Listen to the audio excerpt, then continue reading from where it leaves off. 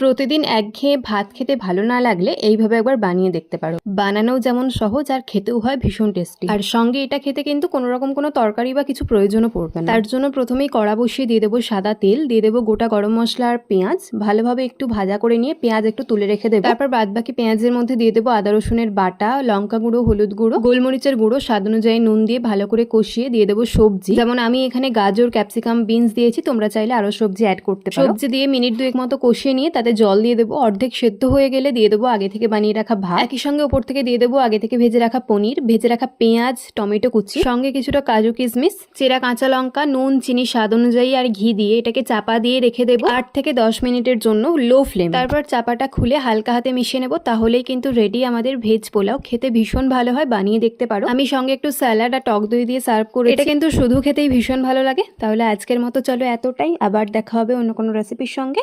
Tata.